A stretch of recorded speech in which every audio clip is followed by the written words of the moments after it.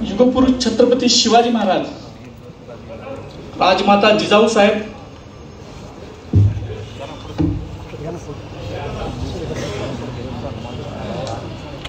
स्वराज्य रक्षक महाराष्ट्र धर्मवीर छत्रपती संभाजी महाराज आणि ज्यांच्यामुळं आपल्याला या महामानवांचा इतिहास समजतोय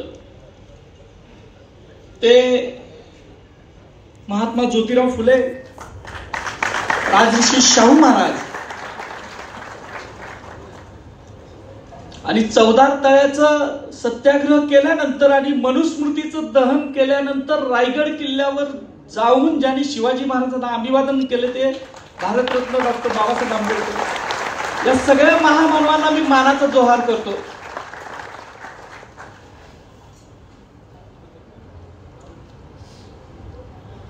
राहत इंदुरींची एक कविता म्हणा, शायरी म्हणा, ती वारंवार मला आठवत असते।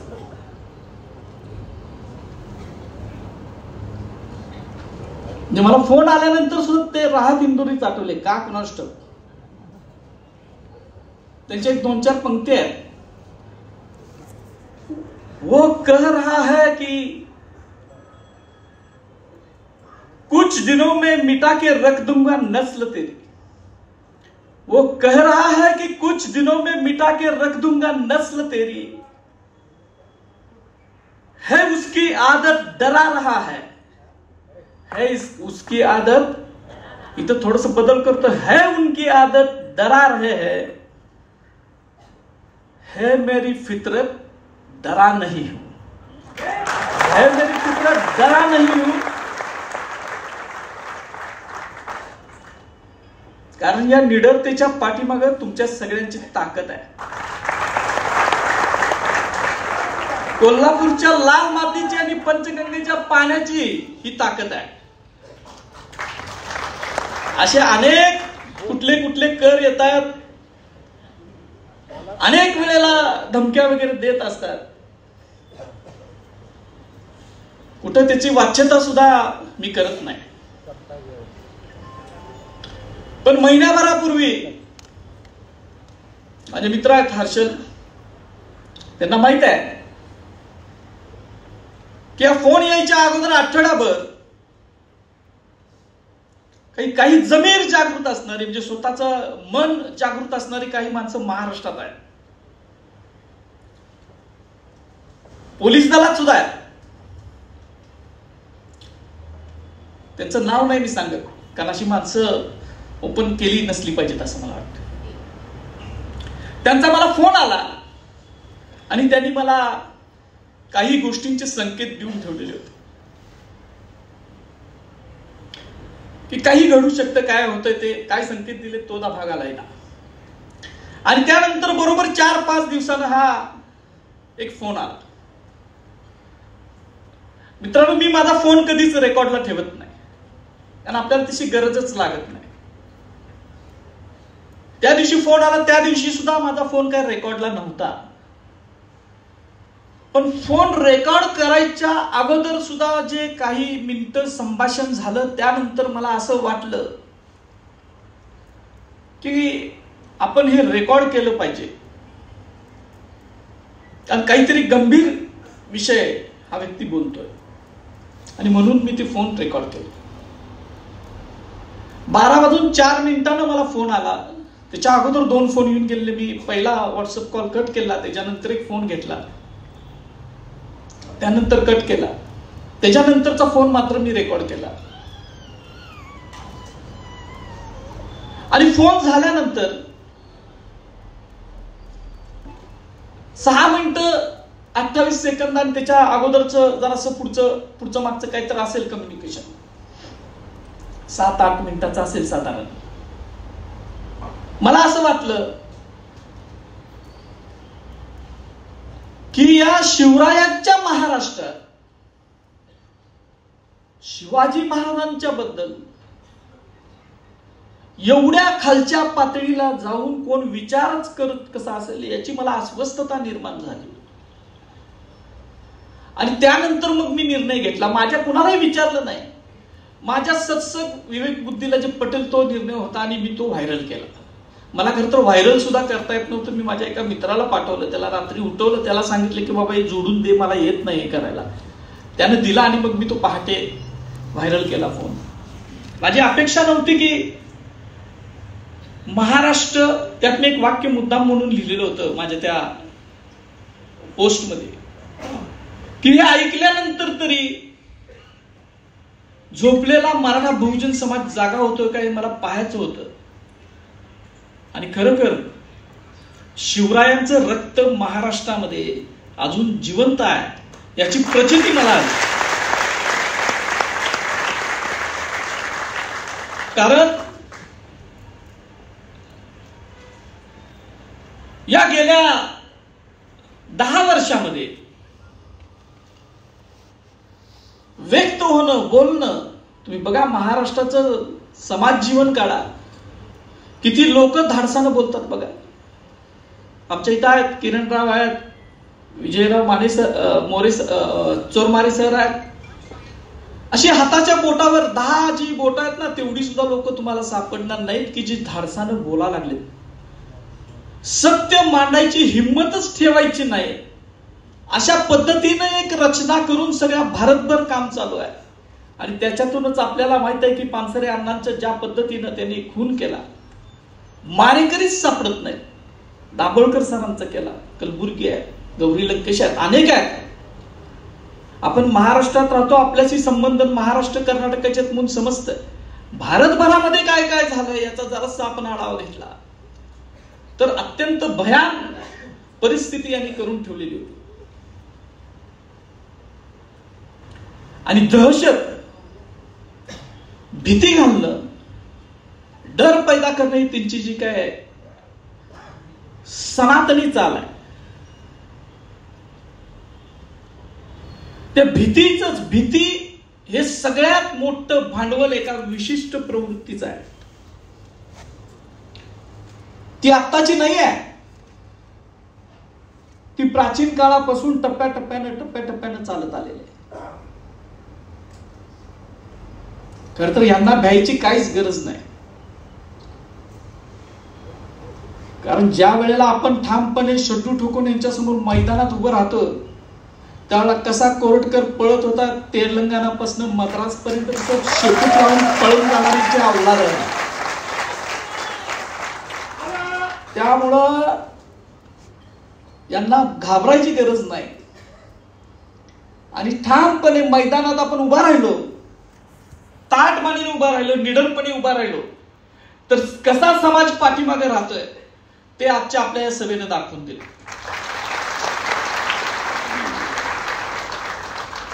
ही विचाराची नाळ फक्त इथली कोल्हापूरची नाही आहे. आमचे किरणराव नाशिकमध्ये होते, शूटिंग चालू होतं, रात्री 10ला शूटिंग संपलं. ते त्या फक्त या विचारासाठी इथं नाशिक पासून आजचा प्रवास करणार. मला सुद्धा वाटत नव्हतं की मी कोल्हापूरचा आहे, कोल्हापुरात आपल्याला आपले मित्र आहेत, पुरोगामी कोल्हापूर आहे, शाहू राजाचं कोल्हापूर आहे, आपल्याला सपोर्ट कोल्हापुरात मिळेल. नागपूरमध्ये 1100 किलोमीटर लांब नागपूर आहे. तिथं या एका अत्यंत साध्या सामान्य इतिहासाच्या अभ्यासकासाठी हजारोच्या संख्येनं माणसं उभी राहिली. ही ताकद, निडरतेची ताकद आहे असं मला वाटतं. आणि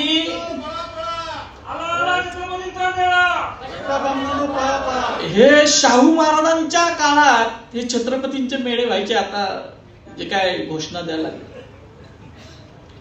आणि अशी अवस्था आपण काहीच भोगत नाही मित्रांनो. किरणराव, मी इतिहासाचा अभ्यासक आहे. ज्यांनी तलवारीच्या जोरावर अफजल खानासारखे महाशत्रू मारून फाडून काढले, त्या शिवरायांची अवस्था सुद्धा धर्ममार्तंडांनी काय केली होती राज्याभिषेकाचा इतिहास वाचतोय त्यावेळेला आपल्याला समजून येतं.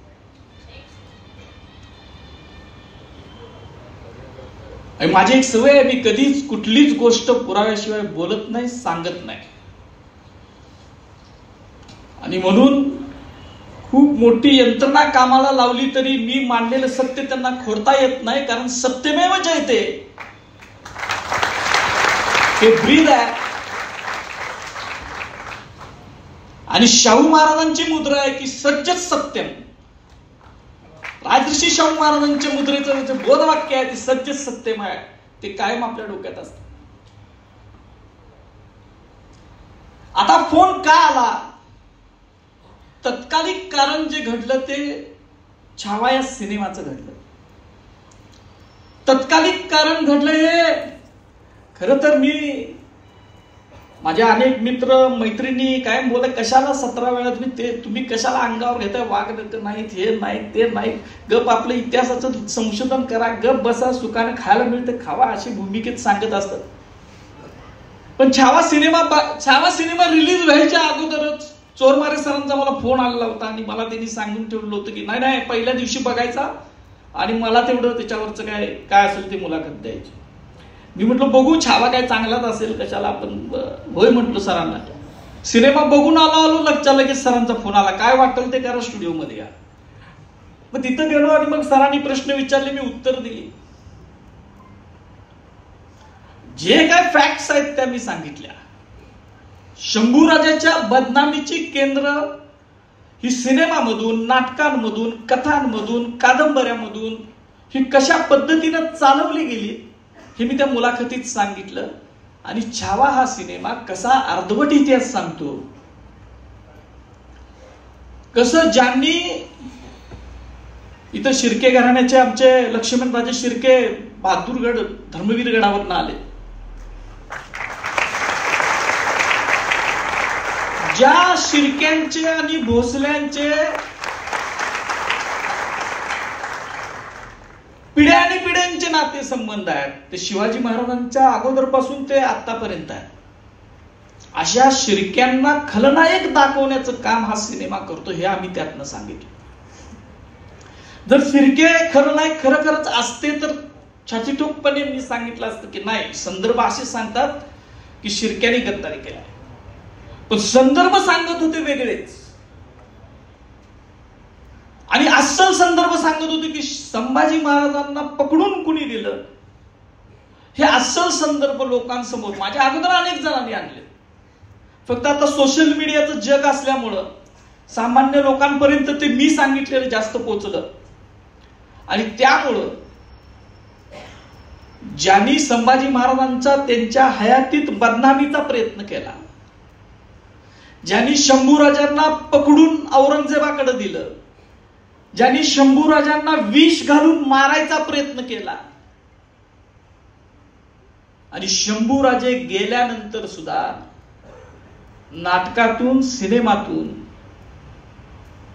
कथा कादंबऱ्यातून या अत्यंत पराक्रमी, अत्यंत विद्वान आणि अत्यंत समतावादी असणाऱ्या, मी हा शब्द मुद्दाम वापरतोय कारण शंभूराजे समतावादी का होते याचा इतिहास दाखला देतो.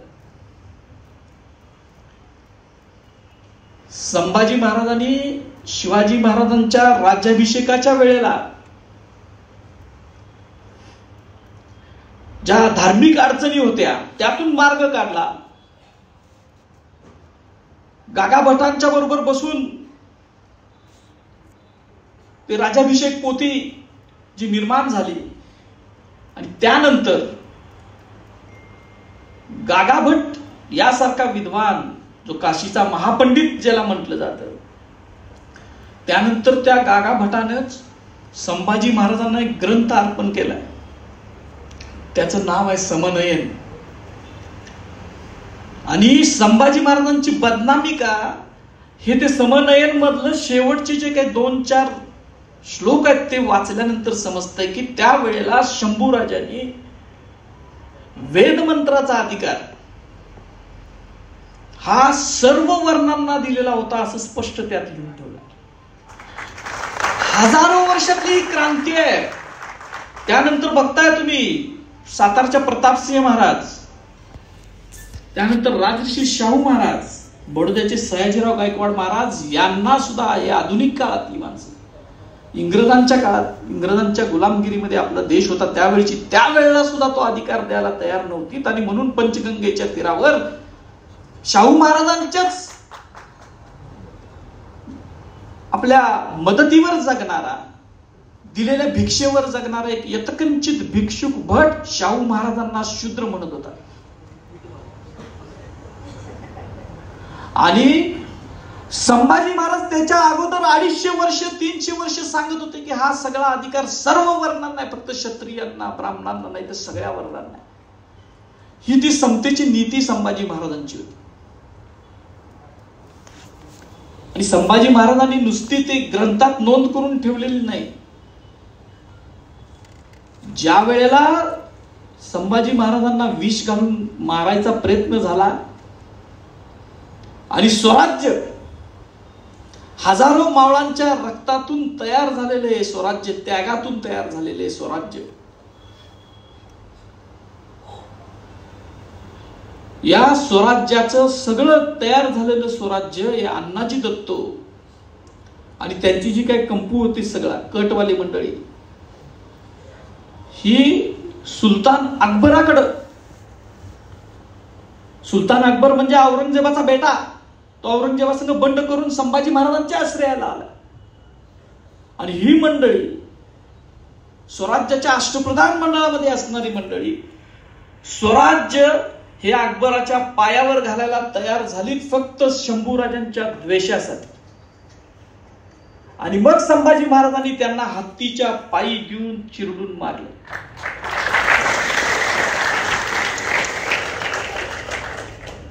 भारताच्या हजारो वर्षाच्या इतिहासात तुम्ही अनेक अभ्यासक आहेत, तुम्ही काढा, कुठल्या ब्राह्मणाला अशी शिक्षा वेद मंत्रानं अभिषिक्त झालेल्या नृपतीनं दिले, एकही उदाहरण नाही मिळणार. पण या शंभूराजानं दिली स्वराज्य वाचवण्यासाठी.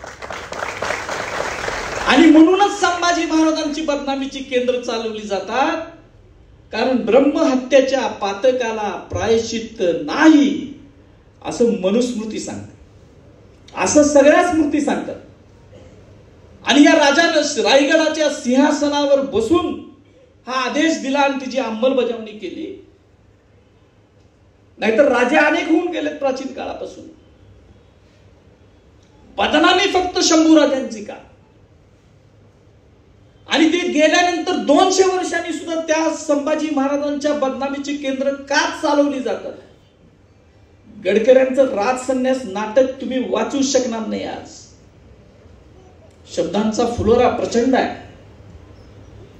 भाषा प्रभू म्हटलं जातं, पण त्या भाषा प्रभूनं या नची केळकरांच्या नादानं नादानपणा केला आणि शंभूराजांसारख्या महापराक्रमी राजाचं चरित्र ज्या नाटकात रंगवलंय. आणि त्याच्यापेक्षा पुढचे नादान आपण की त्या भाषेच्या फुलाऱ्यावर आपण भाळलो आणि त्या नाटकाला एकेकाळी महाराष्ट्रानं डोक्यावर घेतलेलं होतं. ती डोक्यावर घ्यायची सुद्धा यंत्रणा आहे. जे बदनामीकारक असतं त्याच्यावर तुम्ही विचाराचा मुकाबला विचारानं करा असं सांगितलं जातं. आता ते कोणतं कामरा वगैरे काय तर आहे बघा, ती कविता केली, त्याच्या विचाराचा मुकाबला विचारानं होतोय का? जेम्स लँडनं घाणेरडं लिहिलं त्यावेळेला सांगायला लागले की विचाराचा मुकाबला विचारानं करा. आणि ज्या वेळेला तुमच्यावर येते त्यावेळेला विचाराचा मुकाबला विचारानं होत नाही. पण आम्ही विचारवंत आहोत, आमचा समाज विचारवंत आहे. आम्ही विचारांचा मुकाबला विचारानंच करणारे आहोत. या आमच्यातला भगतसिंग मेलाय असं कोणी समजू नये, तो जिवंत आहे. पण भगतसिंग कधी बाहेर काढायचा याची सदसद विवेक बुद्धी सुद्धा आमच्याकडे जागृत आहे. खर तर कोल्हापूरमध्ये डॉक्टर बाबासाहेब आंबेडकरांना जागा पाहिजे होती. का तर त्यांना कोल्हापूरचं प्रजाजन व्हायचं होतं. आणि मग त्यांनी राजाराम महाराज जे शाहू महाराजांचे पुत्र आहेत त्यांच्याकडे जागेची मागणी केली आणि ती दिली. बाबासाहेब आंबेडकरांसारख्या त्यावेळेला ते भारतीय स्तरावरचं नेतृत्व करत होते, म्हणजे भारताचं नेतृत्व करत होते. अशा व्यक्तीला आपल्या कोल्हापूरचं प्रजाजन व्हावं, छत्रपतींचं प्रजाजन व्हावं असं वाटत होतं.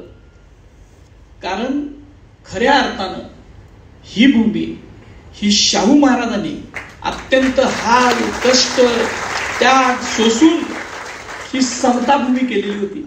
आणि म्हणून बाबासाहेबांसारख्या महामानवाला सुद्धा वाटलं की आपण ब्रिटिशांच्या इलाक्यात राहिलं नसलं पाहिजे, आपण कोल्हापूरच्या छत्रपतींचं प्रजाजन झालं पाहिजे. पण शाहू महाराजांना काय हाल सहन करावे लागले याची 2-3 उदाहरणं फक्त मी देणार आहे. मला वाटतं मी थांबणार आहे कारण माझे मित्र किरणरावांचं मला ऐकायचं. खूप कमी लोकांना आपला इतिहास माहित असतं. आपल्या कोल्हापूरकरांना तरी तो आपला इतिहास माहीत झाला पाहिजे याच्यासाठी मी काही उदाहरणं देतो. आपल्याला माहित आहे की हे छावाचं तर तत्कालिक कारण झालं, पण त्याच्या अगोदर साधारण 6-7 महिन्यापूर्वी असेल, वर्ष सुद्धा झाला असेल, की मी कोल्हापुरातल्या एका कुलकर्ण्याचं बिंग बाहेर काढलेलं होतं. ते जास्त फेमस झालं ते त्यांच्यात झालं, आपल्यात नाही झालं. कारण मी एक फेसबुकला एक पोस्ट लिहिली, अफजल खानाचा दडवलेला पाचू म्हणून. आता हा अफजल ते अनेक व्हायरल झालं, त्याला शेकडो व्ह्यूज मिळाले, मला फोन बिन सुद्धा आले त्याच्यावर. आता ते मी का लिहिलं तर तुम्हाला कुणाला माहित आहे काय मला माहित नाही, कोण वाचणारे येतात. आमचा गौरव बिवरव आलाय तारदाळ म्हणून, त्याला माहित असेल की अफजल खानाचा एक वकील कृष्णाजी भास्कर कुलकर्णी तुम्हाला माहित आहे, तो त्याच्याबरोबर गेलेला होता. पण अफजल खानाचा दुसरा जो वकील आहे तो या कोल्हापूरचा कुलकर्णी होता, त्याचं नाव आहे नारो विश्वनाथ कुलकर्णी. आणि ही गोष्ट इतिहासाच्या कागदपत्रातून आहे. गहकरेंसारख्या एका संशोधकानं तिची 25 फारसी परवाने छापलेले आहेत. मी फक्त ते एक पोस्ट लिहिली आणि ती लोकांसमोर आणली. आता त्याच्यात मी चुकीचं काय बोललो, त्यावेळेला सुद्धा त्यांचा तीळपापड झाला. आता तुम्ही काय घाण केलेली आहे ती सांगायची सुद्धा नाही का? आम्ही आमच्या खंडोजी खोपड्याचं सांगतो ना, त्याचे हात पाय तोडले म्हणून. पिसाळ महाराजांचं तर सांगतोय आम्ही, सूर्याजी पिसाळाचं. महाराज सांगतो का नाही सांगा? महाराज सुद्धा सांगतो. अहो तुमचं नाव सुद्धा घ्यायचं नाही, असं कसं होईल? आमचं काम आहे इतिहासाचे अभ्यासक म्हणून, जे आहे ते आम्ही सांगणार. बरं मी काय स्वतः कागदपत्र तयार करत बसत नाही, किंवा माझ्या घरात कारखाना नाही कागदपत्र तयार करायचा, किंवा तयार कर आणि टाक, तयार कर आणि टाक. ते पुण्यात होतं एकेकाळी.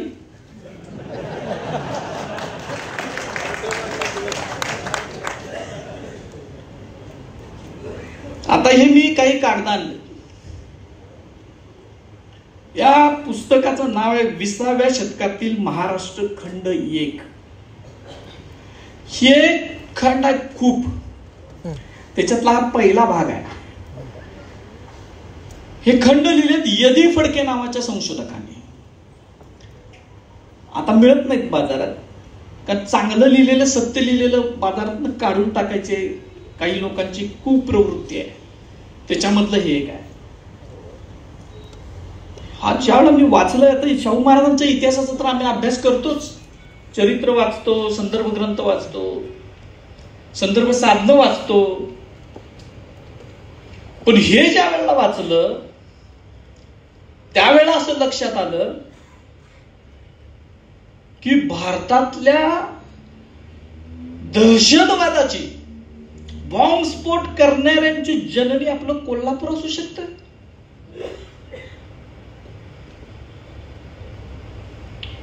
आणि कोल्हापूर मधलेच, आता कुणाकुणाची नावं सांगायची, परत म्हणणार तुम्ही जातीयवादी झाला का काय, पण आता हे लिहिलेलीच नाव आहे तर माझ्या हे नाही. सेनापती बापट तुम्हाला माहित आहे, आपण सगळ्यांचा ऐकतोय. पहिला बॉम्ब निर्मिती करणारा माणूस कोण असतो ते सेनापती बापट आहे. आणि या त्यांचं नाव गोविंद पांडुरंग बापट, हे पुण्याचे होते. त्यांचा पुतळा खरा आपण इथं लावून ठेवला, का लावलाय मला माहित नाही. तर ह्या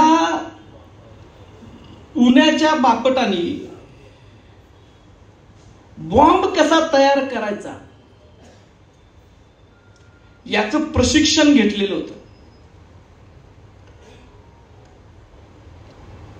खूप आहे, वाचत नाही मी कधी, तर नंतर त्याच्यावरच बोलतो सगळ्यात. आणि हा बॉम्ब तयार करायचं प्रकरण जे आहे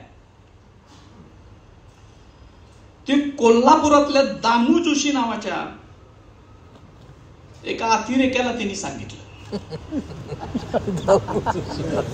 आता हा दामू जोशी हे खूप प्रसिद्ध पात्र आहे शाहू महाराजांच्या इतिहासातलं. ह्या दाम्यानं काय केलं, शाहू महाराज त्याला दाम्या म्हणायचे, मी नाही, शाहू महाराज म्हणायचे. तर ह्या दाम्यानं काय केलं की ह्या बापटाकडचे बॉम्ब घेतले आणि 1908 मध्ये शाहू महाराजांच्या कन्या राधाबाई उर्फ अक्कासाहेब महाराज, ज्यांच्या नावानं राधानगरी हे गाव वसलंय, त्यांचं लग्न होतं त्या जुन्या राजवाडा, आता ज्याला आपण जुना राजवाडा म्हणतो, त्या जुन्या राजवाड्याच्या प्रांगणात ते लग्न होणार होतं. तर ह्यांनी तिकडून 2 बॉम्ब फिरकीच्या तांब्यातले मागवले.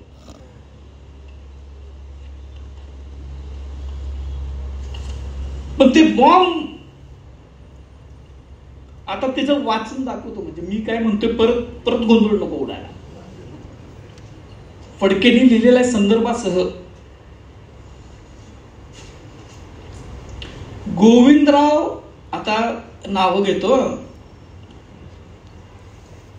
ऑक्टोबर 1907 मध्ये तुरुंगातून सुटल्यानंतर दामू जोशी 1908च्या प्रारंभी मुंबईला हनुमंतराव कुलकर्णी मूर्ती भाविकरांना भेटले आणि नंतर बाबाराव सावरकरांना भेटण्यासाठी नाशिकला गेले. पण बाबाराव बाहेरगावी गेलेले असल्याने त्यांची भेट होऊ शकली नाही. तेथून ते बेलापूरला स्वामी विद्यानंद सरस्वतींच्या मठात गेले आणि मग पुण्याला श्रीपाद दत्तात्रय नागपूरकर, आता इतोदा नागपूरकर आहे, रामचंद्र बाळकृष्ण गद्रे वगैरे मित्रांना भेटण्यासाठी गेले. पुण्यात गोविंदराव बापटांच्या बरोबर, म्हणजे सेनापती बापटांच्या बरोबर बॉम्ब निर्मितीच्या उलाढालीत गुंतलेले नागपूरकर, गद्रे, गंगाधर विश्वनाथ उर्फ नानासाहेब गोखले, विष्णू रामचंद्र काटदरे हे सारे मूळचे कोल्हापूरचे होते आणि पुण्यात शिकण्याच्या किंवा नोकरीच्या निमित्ताने राहत होते. बापटांनी बनवलेल्या बॉम्बचे विध्वंसक सामर्थ्य चाचणीत पाहिल्यानंतर, म्हणजे त्याचं सामर्थ्य विध्वंसक होतं, त्या बॉम्बचा उपयोग 21 मार्च 1908 रोजी होणाऱ्या शाहू छत्रपतींच्या कन्येच्या अक्कासाहेबांच्या विवाहाच्या वेळी लग्न मंडपातच करावयाचा, असे कोल्हापूर नगर वाचनालयाचे अध्यक्ष गणपत बाळाजी मोडक यांच्या सूचनेनुसार दामू जोशी, नारायण विष्णू फडणवीस, इतोदा फडणवीस आहेत, श्रीपाद नागपूरकर वगैरेंनी ठरवले. आता मग तो बॉम्ब त्यांनी ट्रंकेत दडवला आणि मग ती नानासाहेब गोखल्यांना दिली आणि फडणवीसांच्या स्वाधीन केली. पण तोपर्यंत विवाह होऊन गेला आणि शाहू महाराज सावध असल्यामुळे या बॉम्बचा स्फोट झाला नाही. 2 बॉम्ब फिरकीचे आणलेले होते, लक्षात ठेवा. कोण आहेत दहशतवादी? हर अतिरेकी इस धर्म का होता है म्हणणारे हे वाचणार आणि सांगणार आहेत का नाही? दुसरी एक गोष्ट आहे, तो बॉम्ब फुटला नाही, दाम्याला अटक केली शाहू महाराजांनी. पण परत लक्षात ठेवा, शाहू महाराजांनाच बॉम्ब उडवून द्यायचा प्रयत्न केला. आता एवढंच वाचतो, 25 जून 1908 रोजी बॉम्ब कसा तयार करावा हे समजावून सांगणारी पत्रके कोल्हापुरात लावण्यात आली. कोल्हापूरच्या रेल्वे स्टेशनवरून शहराकडे जाणाऱ्या रस्त्यावर 27 जून 1908 रोजी बॉम्बचा स्फोट झाला. तेव्हा रस्त्यावरून चाललेल्या एका टांग्याचे नुकसान झाले.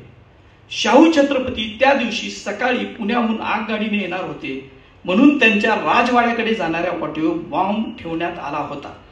पण छत्रपती नंतरच्या गाडीने आल्यामुळे त्यांच्या विरोधकांची योजना अयशस्वी झाली. 25 जुलै 1908 रोजी पुन्हा बॉम्ब बद्दलची पत्रके लावण्यात आली. दामू जोशी आणि त्यांचे सहकारी यांनी हे उद्योग चालवण्याचे पुढे उघडीस आले.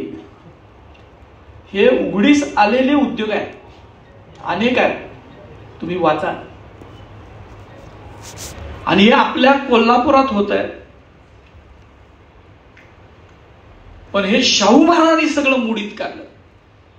याच्यात अनेक गोष्टी आहेत, म्हणजे अनेक गोष्टी सांगण्यासारख्या आहेत. कोल्हापूर हे त्यांना सेफ हेवन वाटत होतं शाहू महाराज व्हायच्या अगोदर. पुण्याप्रमाणेच कोल्हापूर हा आपला बालेकिल्ला आहे असे ब्राह्मण समजतात. आणि कोल्हापूरच्या तसेच पुणे, नाशिक, बेळगावच्या ब्राह्मणांची वृत्ती लक्षात घेतली तर तिची परिणती भयानक हिंसक कृत्यामध्ये होईल अशी आपल्याला भीती वाटत असल्याचे शाहू छत्रपतींनी एजरली या गृहसचिवास 1906 सालीच कळवलेले होते. शाहू महाराजांच्या काळातली परिस्थिती, शाहू महाराजांनी, भास्करराव जाधवांनी, दाजी विचारांनी, डोंगऱ्यांनी, त्यावेळच्या सगळ्या सत्यशोधकांनी त्याच वेळेला पलटून टाकलेली होती. म्हणजे या दहशतवाद्यांची दहशत सहन करून त्यांनी लोकांच्यात प्रबोधन केलं आणि यांची ही विध्वंस कृतीला आळा घातलेला होता. आज कोल्हापुरात काय परिस्थिती आहे? आज सुद्धा दाम्या जोशीचे वारस, या नागपूरकरचे वारस, कोल्हापूरकरचे वारस कोल्हापुरात पुन्हा सक्रिय झाले. आपण म्हणतोय कोल्हापूर ही पुरोगामी नगरी आहे, शाहू नगरी आहे, आणि आहे कारण शाहू महाराजांचा विचार हा फक्त महाराष्ट्राला नाही तर देशाला दिशा देणार आहे, याच्याबद्दल काही दुमतच नाही. आणि म्हणूनच पुन्हा एकदा आपलं कोल्हापूर हे या करांच्याकडून टार्गेट केलं जातं आणि ते पुन्हा एकदा प्रतिगामी कसं होईल याचे प्रयत्न चालले. त्याच्यातूनच मग शिवाजी महाराजांच्या विद्यापीठाचं नाव देणाऱ्या म्हणजे नाव बदला का? ज्या वेळेला शिवाजी महाराजांच्या नावानं विद्यापीठ काढायची कल्पना सुचलीच त्यांना आपण सॅल्यूट केला पाहिजे, लक्षात ठेवा.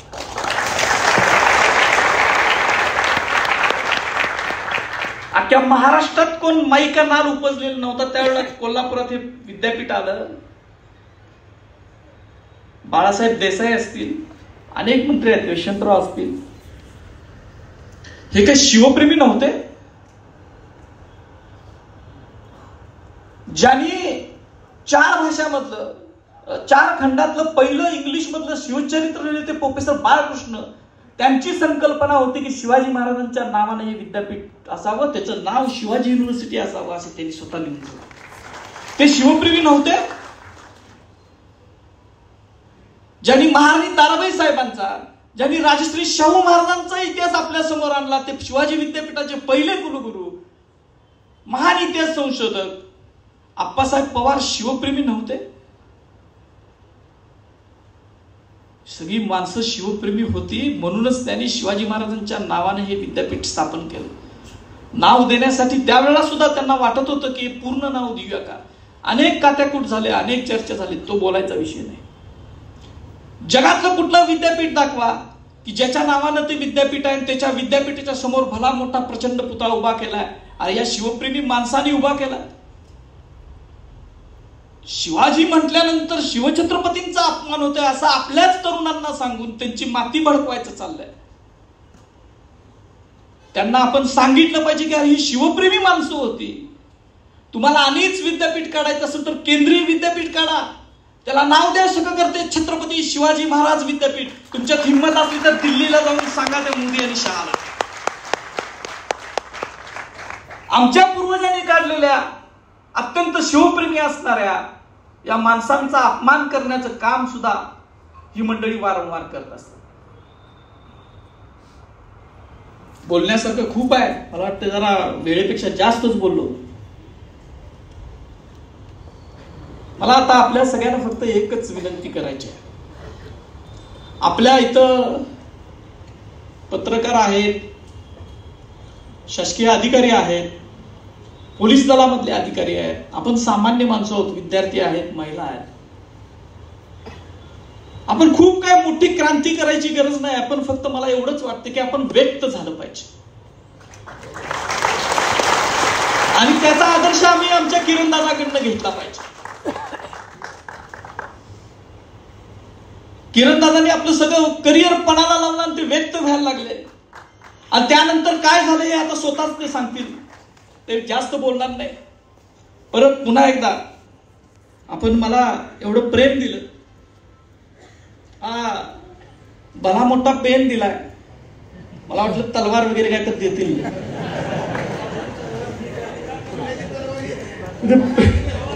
पण त्यांनी पेन दिल्यामुळे माझी जबाबदारी पुन्हा एकदा आता वाढवली. लेखणीची तलवार ही चालणार,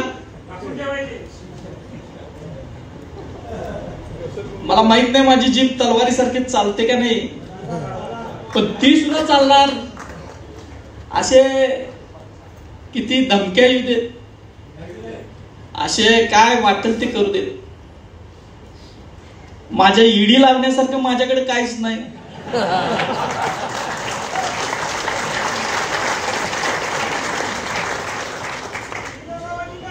सुदैवानं आमच्या पिताश्रींच्या मुळे, माझ्या आईमुळं खाय प्यायची मला काही तदाद नाही. माझे दोन्ही भाऊ सक्षमपणे उद्योग करून आहेत, कसलाही 2 नंबरचा धंदा नाही.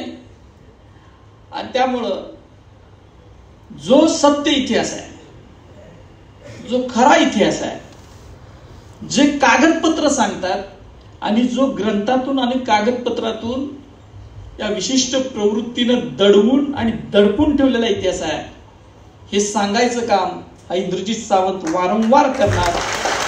एवढंच तुम्हाला आश्वासन देतो, मानतो. जय हिंद, जय महाराष्ट्र, जय भीम.